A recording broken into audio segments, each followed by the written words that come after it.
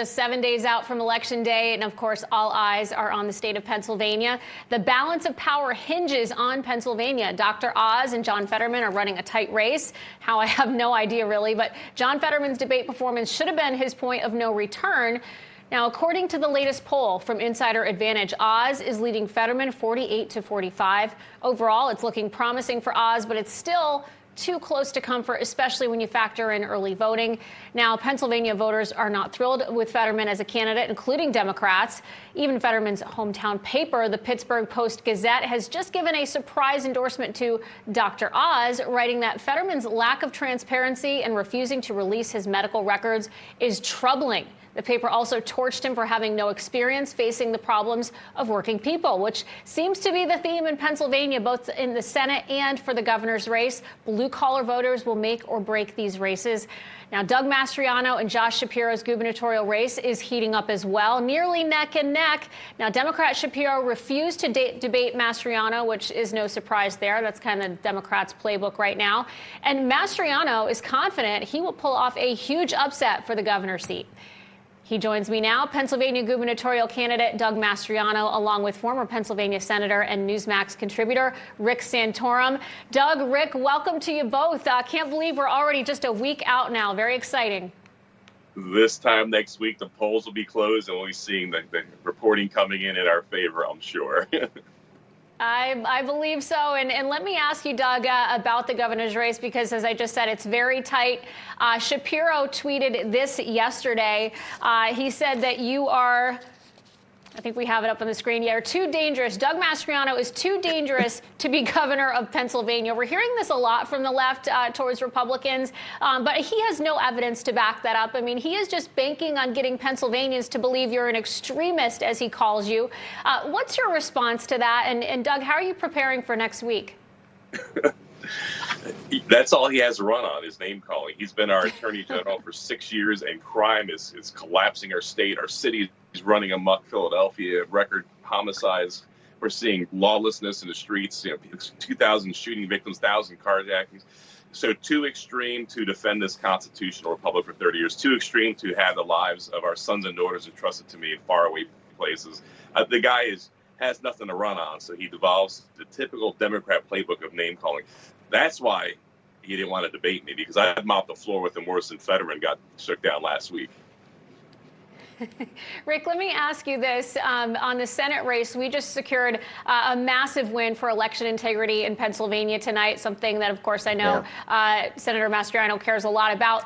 The state's Supreme Court just ruled that election officials are not allowed to count mail-in ballots with incorrect or missing dates, which likely is going to affect thousands of ballots. And so with this in mind, there are 4 close Senate elections right now: Nevada, Georgia, Arizona, Pennsylvania. Republicans only need to win 2 of the 4 to regain the Senate majority. How much of an impact will this ruling have on the races in Pennsylvania?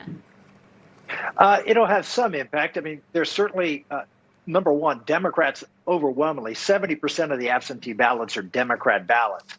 Interestingly enough, we're at about the number of ballots requested this year versus in 2020 is about a little over 50%. So you can see that the number of mail-in ballots, again, last time around, I think it was 75, 80% of those ballots voted Democratic. This time around, there's half the number, which is not good news for the Democrats, and the Republicans have a little bit higher share of those ballots. So that's a good sign. That gives you an indication of enthusiasm, higher among Republicans who vote generally on Election Day, lower among Democrats who voted early. And the fact that the Supreme Court, which 2 years ago required the counties to count those ballots, this year are saying, no, don't do it. And the reason they gave 2 years ago, just to be clear, was because of COVID and that this was an unusual election. So they did back away from that this year. And fortunately, they're not going to be counted. Again, we should have accurate ballots who follow the rules and make sure that votes that are legitimate votes are counted.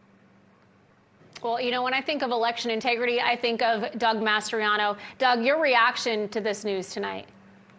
It is great, refreshing news, because our Supreme Court is at the state level is elected, and 4 of the 6 members, 1 passed away. That's why it's not 7, but 4 of the 4 of the 6 are Democrats, and they tend to vote in one accord. So this is a huge victory for voting integrity. I mean, when I voted absentee for 30 years in the Army, if it was very clear, if I did not fill out my ballot correctly, it'd be set aside. And so there should be no difference from those serving in the uniform of an absentee for mail-in ballots. If you can't sign it correctly or fill it in correctly, it shouldn't be counted. And let me ask you about this as well, Doug. I know, obviously, you are not verified on Twitter.